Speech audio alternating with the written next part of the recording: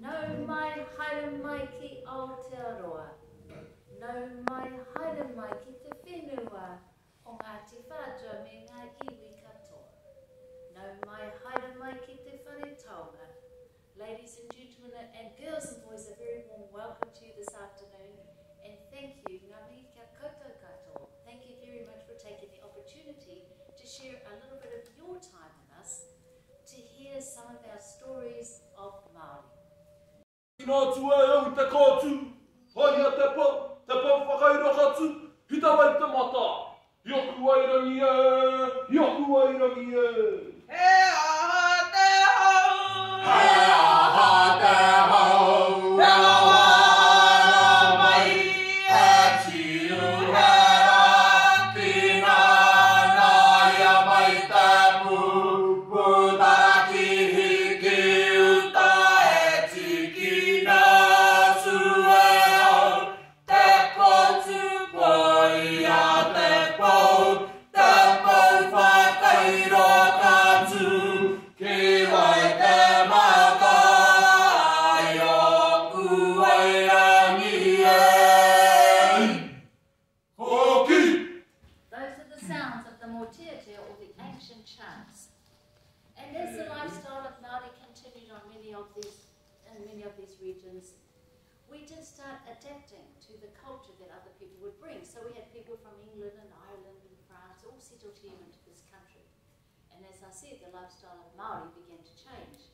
So we did start adapting many of our chants, and then we introduced what we know and what you know as the guitar to add melodies and harmonies to our chants. And then we introduced what we know as the waiata aringa. Waiata means to sing. Can you say that word? Waiata. Waiata. Waiata means to sing. Aringa is with our hands. So basically, the waiata aringa will tell us the meaning of the words. A very unusual feature you will see with the waiata aringa is the shaking of the hands. So we'd love you to pull your hands out. Just try, pull them out. Hands out everyone, and just try doing a wiri. This wiri means the shaking of hands, or what we know as Māori forces. And so we add the life force of our actions to the wiri. So you combine the wiri with the actions, the animated sounds and the singing, the guitar. We also lift our right foot in time with the music to get our rhythm. So the combination of these created the waiata aringa. So now we're going to perform for you what we know as the waiata aringa.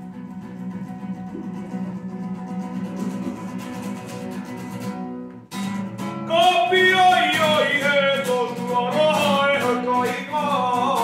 E oki waira. E oki waira, ka ki te atu i ka iwi e. E rotarotana. E rotarotana, e katakatana waira. Ukana whaetara. Ukana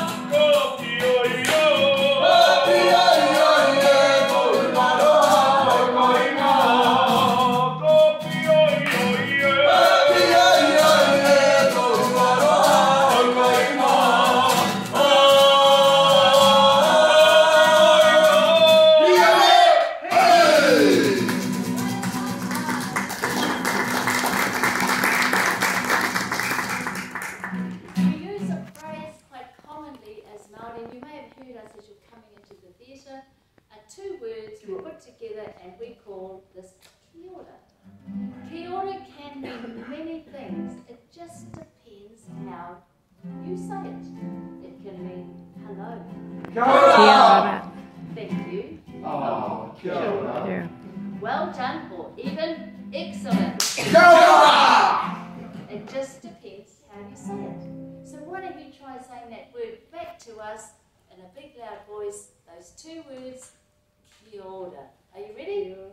Yes, I know you're ready. Let's go. On the count of 3, 1, 2, 3. Kia ora. Oh, I heard quite a bit of sound over here, but we need more sound from this side of the room. Are we ready? 1, 2, 3. Kia ora. Oh, yes. Kia ora actually means to be well and to have good health. So that's why we say it, be well. So please use that word throughout your visit here. So that is 2 words, kia ora. For Māori, we settled in our villages and you heard the waiata, the mōteatea, you heard the chant.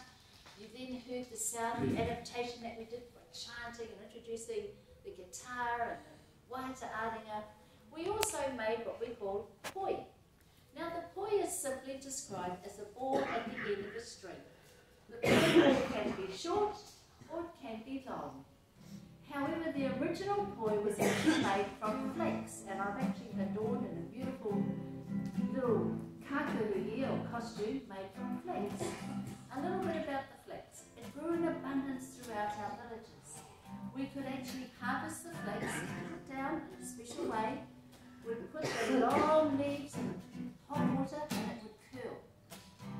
Once it had finished curling, we could then use it and make various indentations along the flax. And that's how we would get the pattern of the flax. So the poi was made from what we call a rope, which is quite heavy flax. And then we would just tie it together with rope. And so we could use it to do many, many things. We could use it to depict the flights of birds,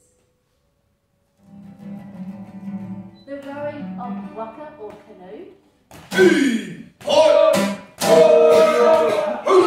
long poi could also be used in various forms to depict the flying birds as well. So, we could do it to be the short poi or the long poi. But our favourite part of the poi is when we actually make percussion sounds just like this.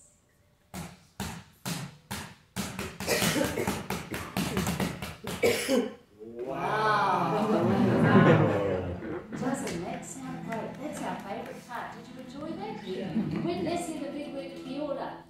Kia ora. Lovely. So, now we're going to introduce our young woman to perform for you the short poi.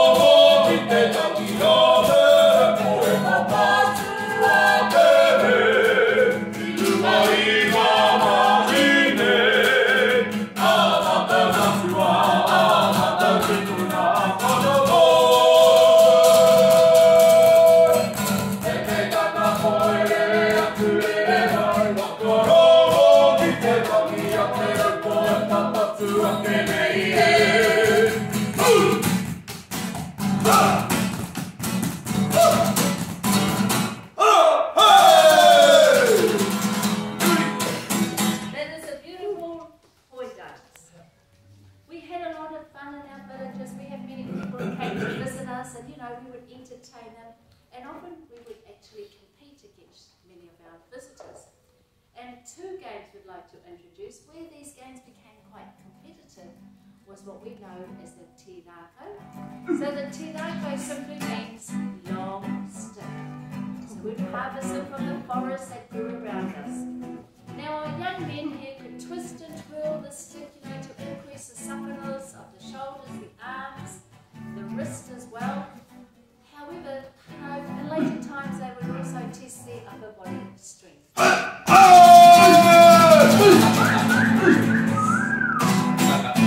And the golf swing.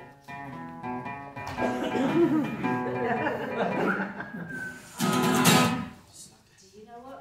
We had a famous golfer who was Māori. His name was Michael Campbell.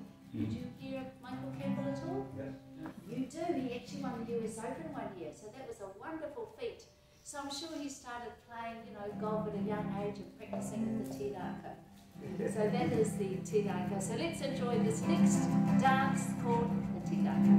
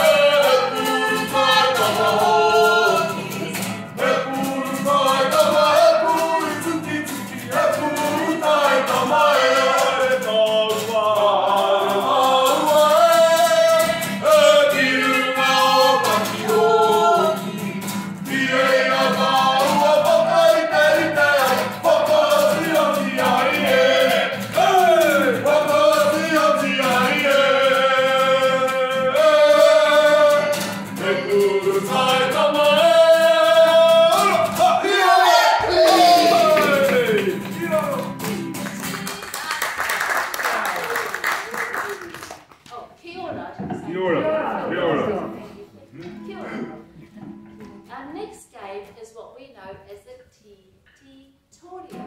Now, it's a little bit shorter and rounder.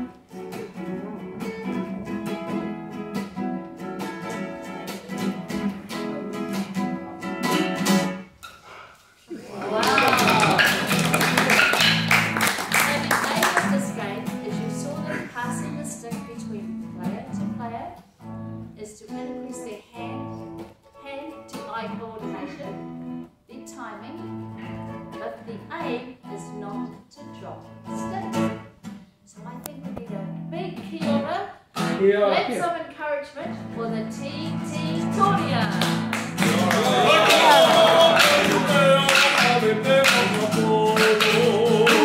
Hey!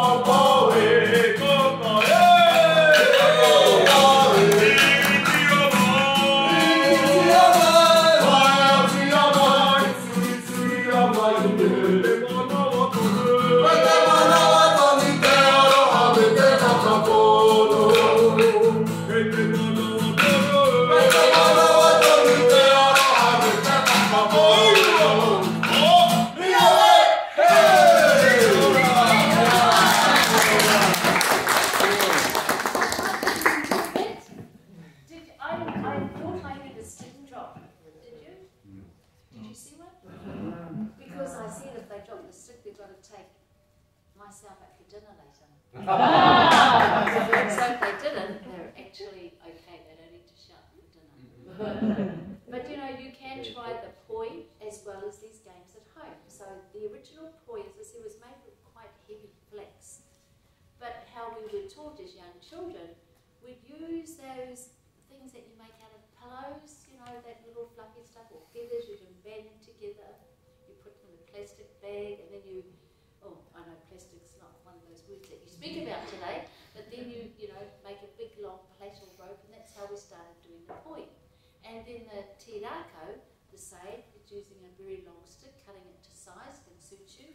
But the toria, because it's a throwing game, you can start by using old magazines. So you wrap the magazines quite tightly, or newspapers, tie that up with string or rope, and then you can start practicing in your own families the toria. Then the better you get, then you can start using the real stick. So that's how we were taught as children. But there was a reason why we did the poi and the stick games, because when Māori went to battle, it was always hand-to-hand combat. So there were great battles that took place amongst Māori. And you may say, well, why did these take place? It's the same thing that we ask us today, isn't it? In this world of unsettled, you know, unsettled time. Kia ora folks, my name is Tihi, and I'm bringing forward the segment we know as Tūtaua, Maurako, Māori weaponry. Now there's two weapons we're going to bring forward today. The first is our most deadly, the short handheld club, the patu. Now the patu is carved into three main shapes. The one you see here, held by a warrior te wahaka, is one we know as the wahaika, simply sharpened around the edges. The word patu was translated into English and means to hit or to strike. Incorporated with the patu, you'll notice ngā koa kirikiri, ngā toro parawai. Now these are foot movements taken from a native bird here in Aotearoa. They does keep a warrior's fit and light upon their feet. If this weapon was held in the hands of a very skilled warrior, he could end his opponent almost instantly. That was the first level weapon, a short handheld club, a patu. Now our second weapon is our most common weapon, a long staff we know as the taiaha. Now the taiaha is carved into the abstract form of the human body. There's many different parts. We begin with taupoko, or the head. Now extending from the end is protruding tongue, and Aotearoa. It's just seen as a sign of defiance and to scare and intimidate the enemy. If a warrior wants to protrude his tongue towards you in battle, he's simply saying that your flesh looks tasty. Now the eyes are inlaid with power shell or abalone.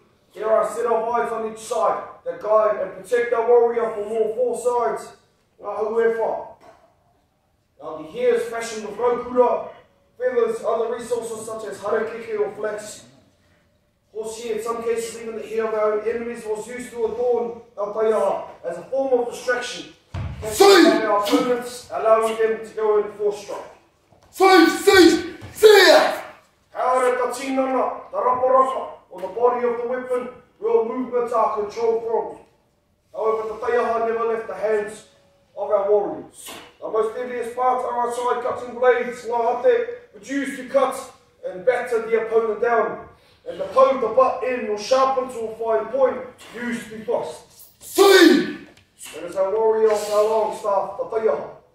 At this time, both of our warriors are going to come forward to demonstrate what we know as pōrua. Now these are our strikes, aimed at the four parts of the body, the head, the neck, the body, and the legs. And as said, we see the speed, the skill, the agility of our warriors, hence the reason why those training tools you just saw were very important. Beginning firstly with a warrior of the short handheld club, the patu, the first of our strikes to the head. Strikes to the neck, the long staff, the taiaha. Pākaki! Strikes to the body. And strikes to the legs. Now along with these strikes are blocks and counter-attacks that we know as karo, concentrated at those same parts of the body. Beginning this time with the long staff, the taiaha, for block and counter-attack to the head. Block and counter-attack with the short handheld club, the patu. Karakaki! To the body. Karatinanga! Right of our warriors, final block and counter-attack to the legs. And of course, the family jewels.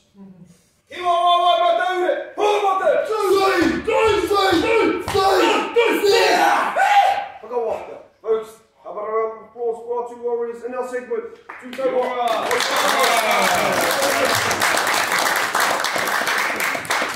So that just gives you an idea of how the weapons were actually used during times of battle.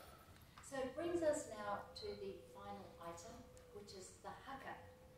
So the Hakka is the most powerful and aggressive of our dances. You will see the protruding tongue. Now this is performed by the men. If you're visiting the Māori gallery, you will see many of these gestures in the carvings. So those carvings were scattered around the villages to protect the village.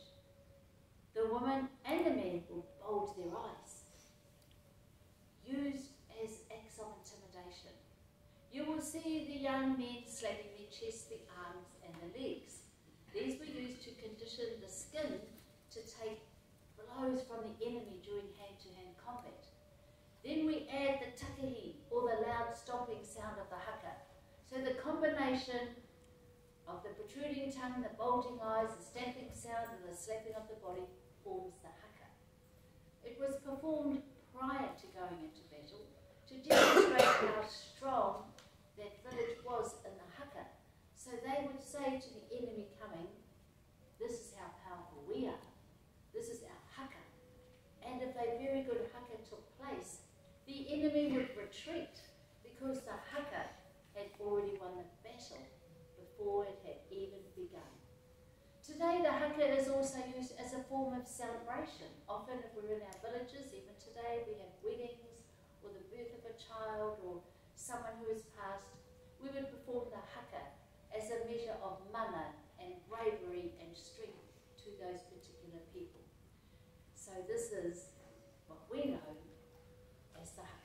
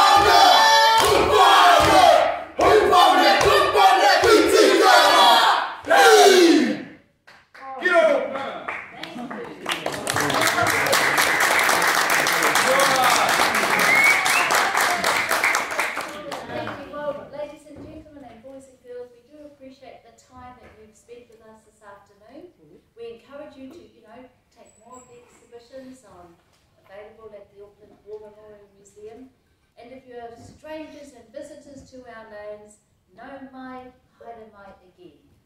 Now with the COVID, as you know, we're very conscious that we want to keep you safe and ourselves safe. So we're going to count down from 10 if you'd like to take your final photographs of the group because they are not camera shy at all.